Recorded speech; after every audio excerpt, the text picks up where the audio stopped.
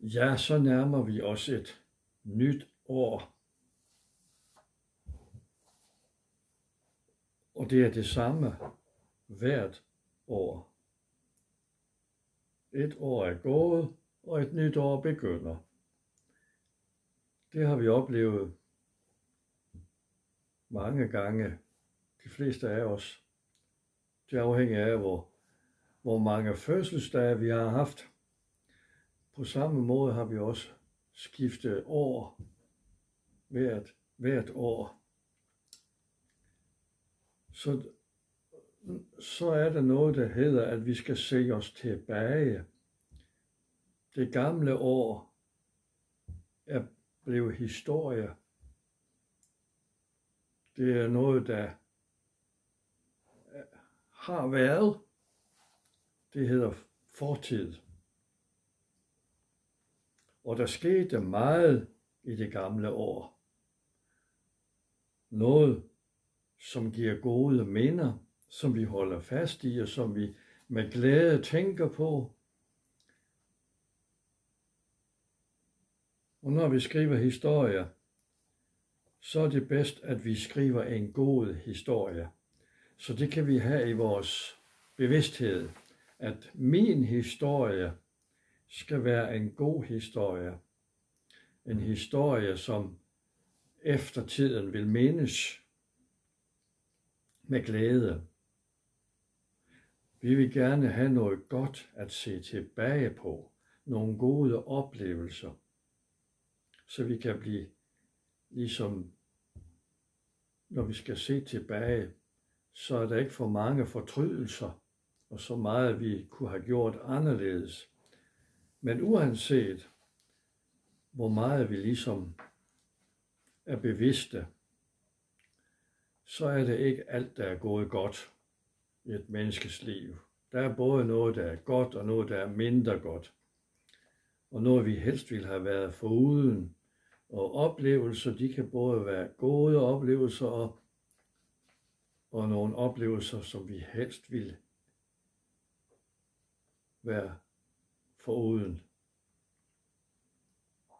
Det går jo ikke altid, som vi havde forventet. Og det hører med til livet. Og når man sådan sidder og tænker på det gamle år, så ved man jo, at sådan er det. Man kan tænke på hele sit liv, alt det, der har passeret. Og jo ældre man bliver, jo flere år har man bag sig. Og man har oplevet skuffelser, og man har oplevet glæder. Og det er sådan for de fleste. Livet byder på lidt af hvert, og så kan man jo sige, at man har haft et liv på godt og ondt, og ligesom der hører både alt det, der hedder kamp og strid, og alt det, man har kæmpet for og igennem, jamen det har man jo blevet stærk af. For de fleste, der er det jo også noget, der hedder prøvelser og kriser igennem livet, som man har lært noget af og blevet stærk af. Vi erfarer, og vi bliver klogere, vi lærer nye ting, vi udvikler os, vi vokser, og det er både på det menneskelige plan og på det åndelige plan. Og noget andet, vi konstaterer, det er, at vi bliver ældre og ældre for hver dag, der går. Tiden bare forsvinder, og pludselig er tiden gået, og der er ikke mere tid tilbage. Tid, det er noget kostbart, og tid, det har vi ikke alverdens tid af. Men der er forskellige tider. Der er nogle tider, hvor det er bedre tider, og der er tider, hvor det er mindre gode tider. Sådan er det med tiden, men den er kostbar. Og der er nogen tid, som vi nyder, og vi synes, det her vil jeg godt være med til resten af mit liv. Men det er sådan kortvarige tider, som giver en speciel oplevelse.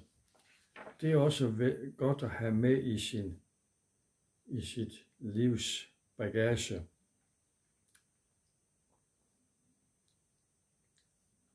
Men ellers er der noget, der hedder livets gang. Og vi siger livets gang i Lidenlund.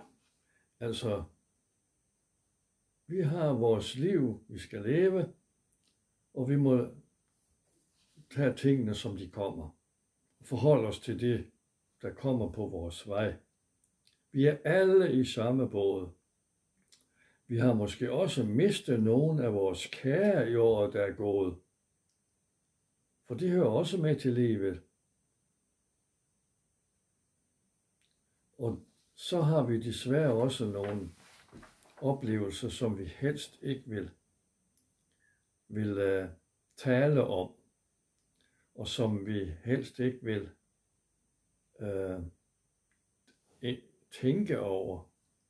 tænke på. Men det er ligesom nødvendigt. Det hører med til livet.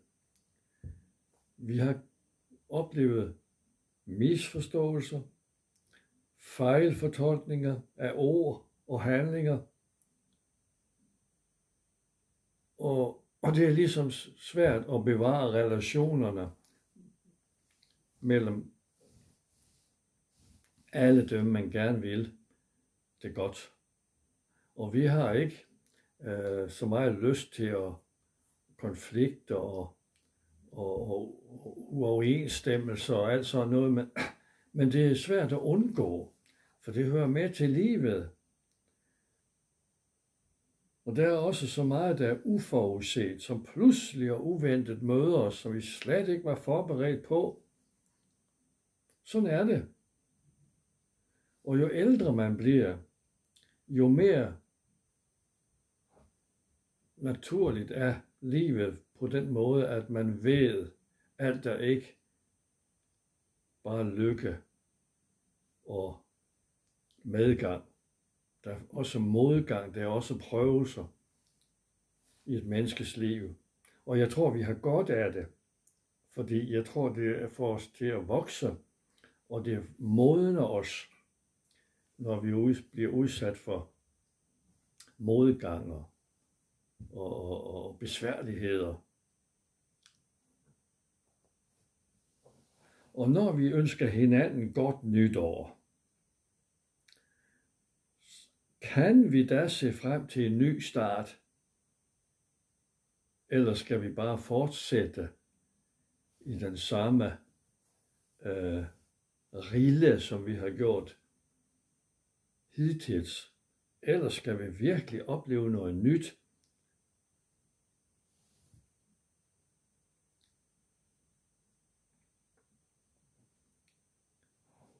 Det er vel det, de fleste af os håber på. Er der noget, som man helst ikke vil tale om, eller noget, der ikke er gået så godt, som man havde forventet, så vil man jo helst have, at det ikke sker igen i det nye år, at det ikke fortsætter. Man vil gerne have en afslutning, og man vil gerne opleve noget nyt.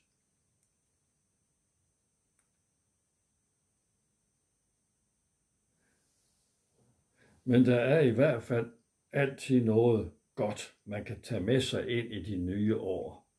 Der er mange ting, vi kan glæde os over, og der er mange ting, som er gået godt. Der er ikke noget, der er så skidt, at det ikke er godt for noget. Det er mange menneskers valgsprog. Jeg har brugt den meget i mit liv. Der er ikke noget, der er så skidt, at det ikke er godt for noget. Og vi har jo også erfaret ofte, at der er meget af det, som vi helst ville være foruden, som har haft en vis form for betydning. Det er blevet vendt til noget godt. Så når vi oplever noget dårligt og noget vi jo måske også føler, at vi er mislykket, og vi ikke klarer os så godt, som vi havde troet, og vi ligesom ser os selv som i et andet lys, end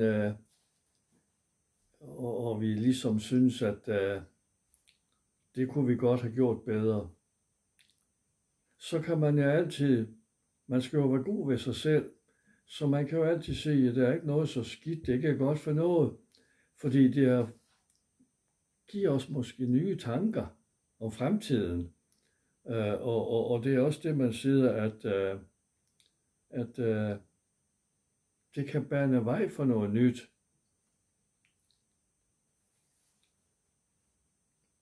Hvad bringer det nye år? Ja, det ved vi jo ikke. Og det er jo der, det er. Det gådefulde. Vi ved det ikke. Det er uskrevne blade. Det er et nyt år, vi begynder på.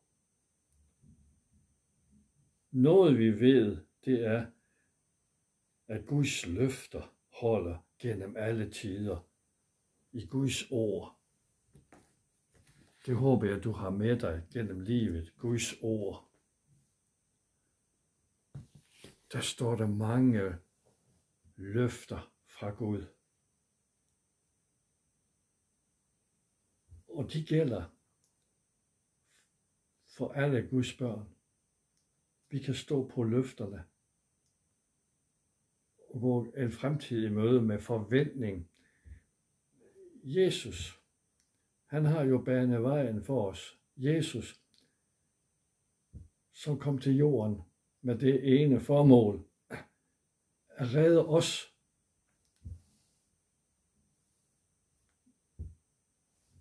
Besejre synden på korset, så at vi kunne få tilgivelse for alle vores synder, så at vi kunne få et nyt liv.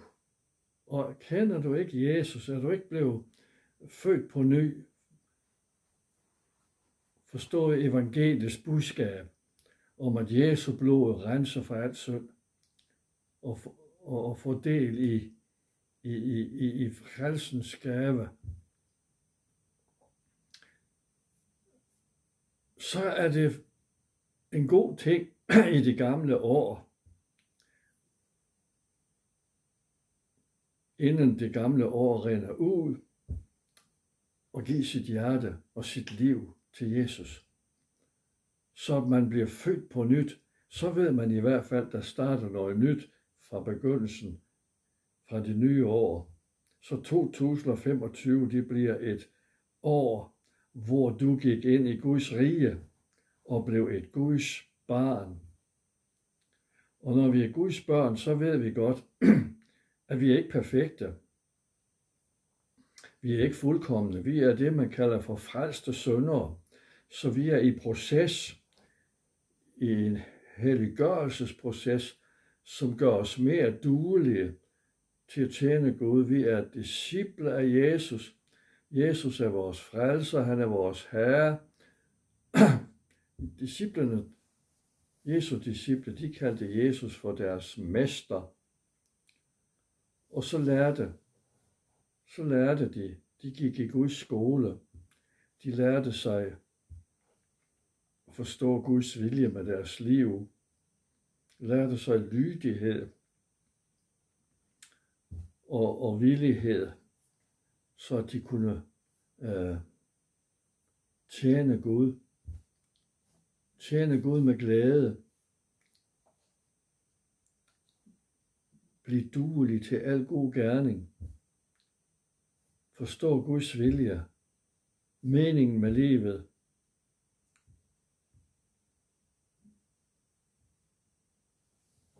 Så kan man da sige, at det nye år er en god start.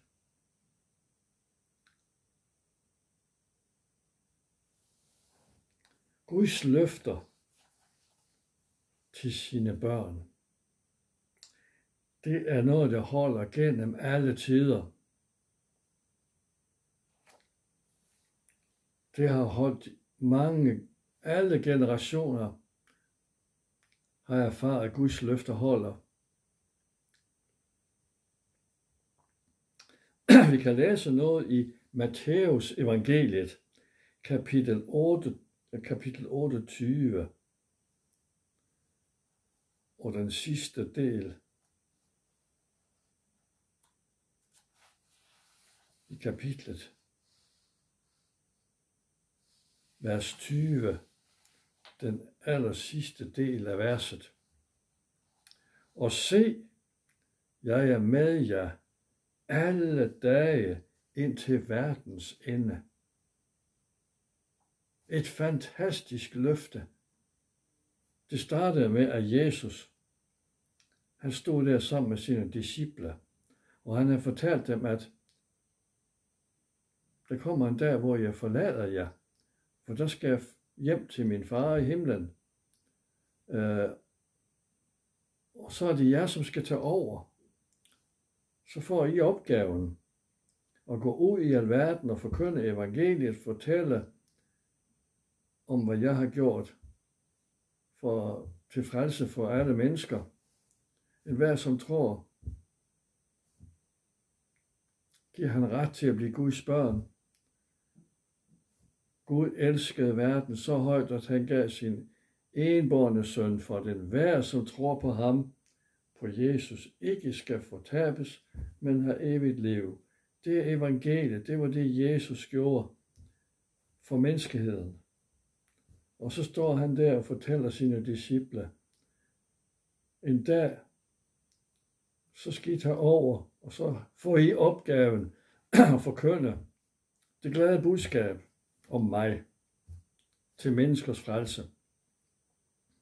Gå ud i alverden, alle nationer, alle lande, ud i hele verden og forkynde evangeliet for alle mennesker, for al skabningen. Og så skulle vi lære dem og døbe dem, og senere så skulle vi, så fik vi løftet, jeg vil være med jer alle dage indtil verdens ende. Hvilket løfte! Det løfte gælder for Jesu disciple, som valgte at følge Jesus. Og de samme løfter gælder for os, som vælger at følge Jesus. Og når vi vælger at følge Jesus, så har vi taget imod Jesus som vores personlige frelser, og så kalder vi ham for mesteren. Vi lærer os lydighed og villighed, og vi lærer os at forstå Guds vilje, som jeg har sagt. Og så gælder det løfte for os i dag.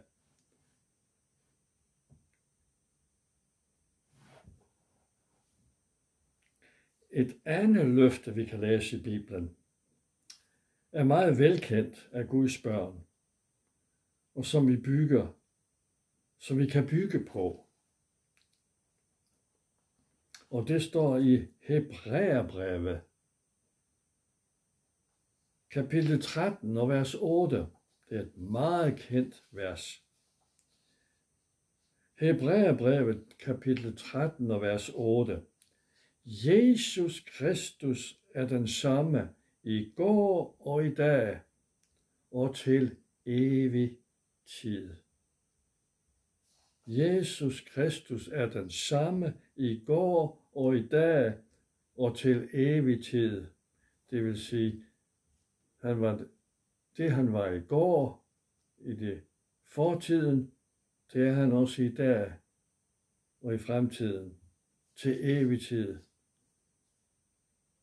Tiderne ændrer sig. Mange ting forandres, men Jesus er den samme i går og i dag og til evig tid. Verset efter fortæller os, at hjertet styrkes af nåden. Det står der i verset efter. Hvor er det godt at vide, at Guds nåde er ny hver morgen. Hver eneste morgen, når jeg vågner, så kan jeg bade mig i Guds nåde. Og jeg kan vokse på grund af Guds nåde. Der er ikke noget, jeg skal anstrenge mig for, eller når jeg skal tage mig sammen, jeg skal gøre noget, jeg skal virkelig stramme mig op og gøre mig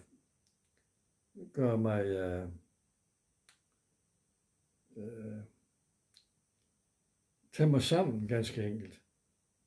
Det er svært at præstere.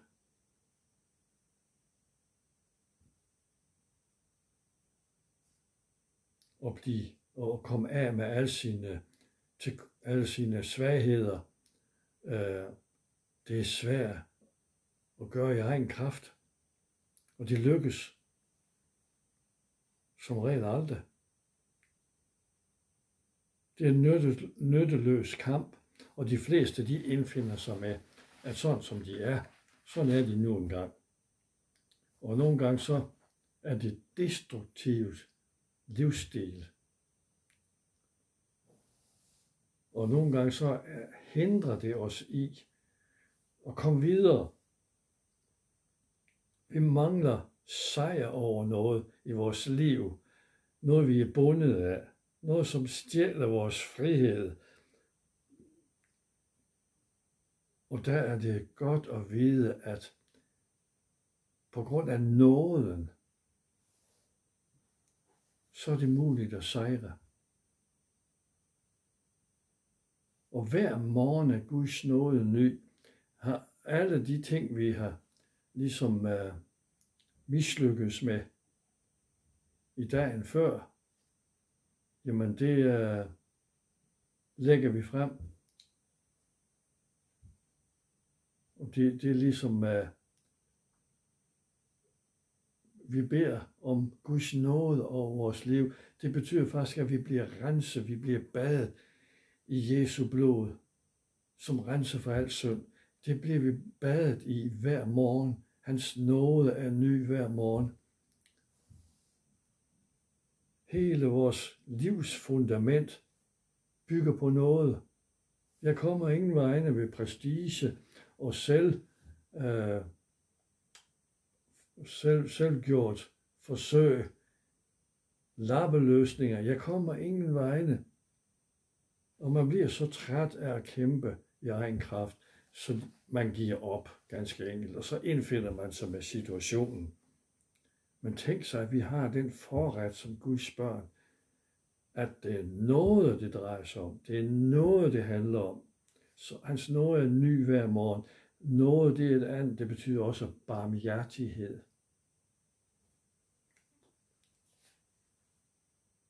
Gud er barmhjertig mod sine børn. Han er tålmodig. Han har tid til at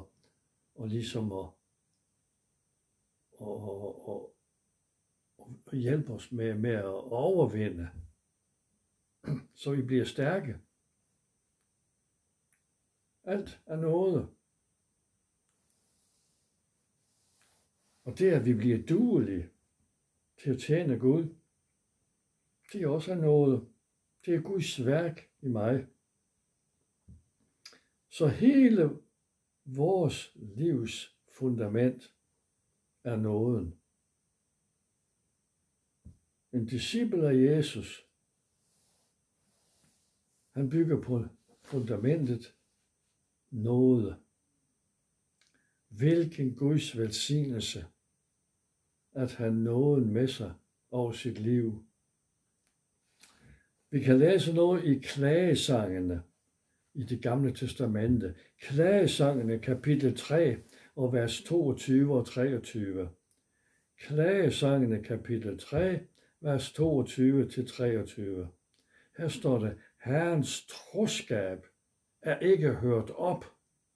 Hans barmhjertighed eller nåde er ikke forbi.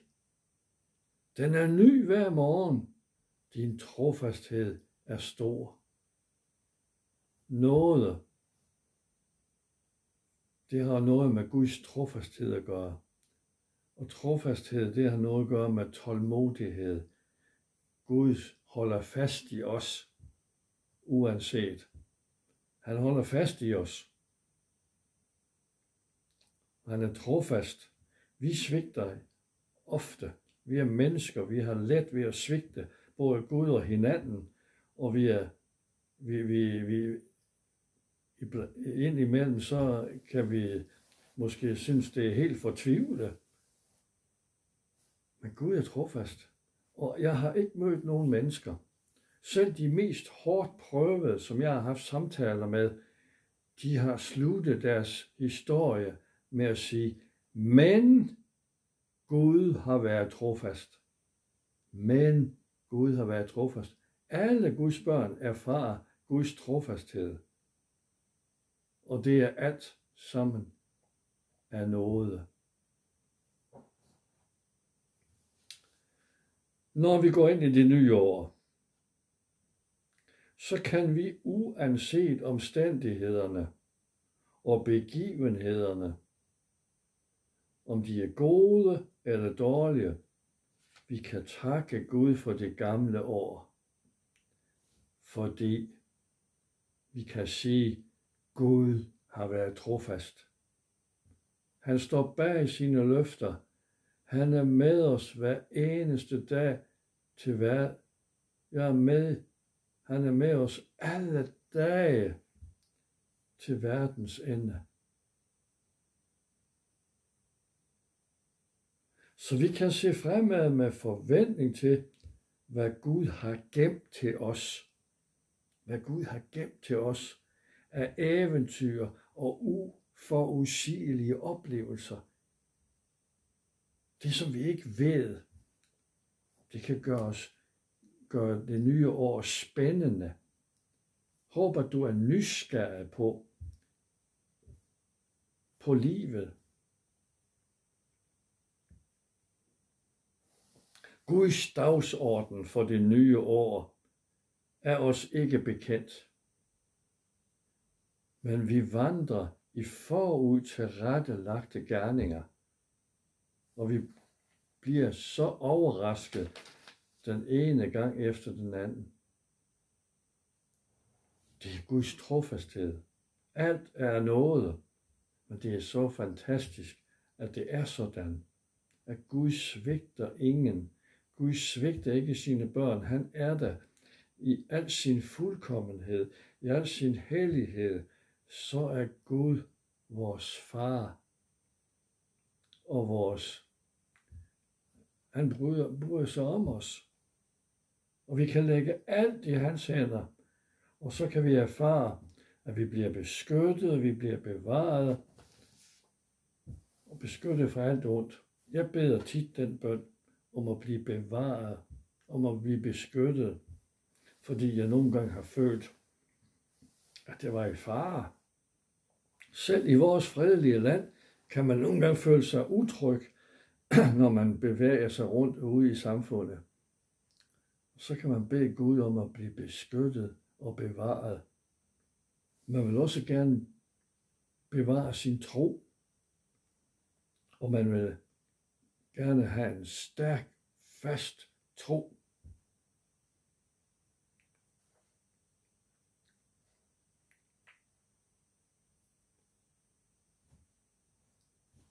Gud har altid det sidste ord. Så selvom der er noget i vores liv, der ligesom angriber os, og ligesom vil slå os modet, tage modet fra os, stjæle fra os, forsøge at ødelægge vores liv, og vi kan nogle gange som mennesker også blive usikre og vi tvivler på, hvordan ting ender, og vi er usikre på, hvordan skal vi håndtere forskellige ting. Vi kan møde sager på vores vej. Vi har aldrig prøvet det før. Så vi ved ikke, hvordan vi skal bære os ad med at løse problemet.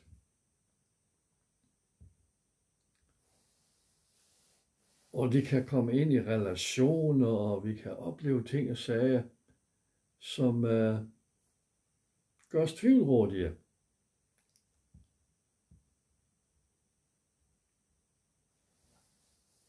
Og det kan også være når det gælder vores sag, så kan det se ud som om, at jeg har ikke en chance. Jeg har ikke en chance. Det ser håbløst ud. Det ser ikke ud til, at det bliver godt i fremtiden. Så er det skønt at vide, at Gud har det sidste ord. Når han er med os alle dage til verdens ende, jamen så har Gud det sidste ord. Og Jesus troende har fået retten til at være Guds børn. Og jeg ved, at en rigtig jordisk far, som er en rigtig god far, han vil altid ønske det bedste for sine børn. Og sådan har Gud det. Han har ikke nogen tanker om ulykker. Han har ikke nogen tanker om, at det skal gå os dårligt. Han har tanker om fred, og han har tanker om, at det skal gå os godt. Han har gode planer for os. Så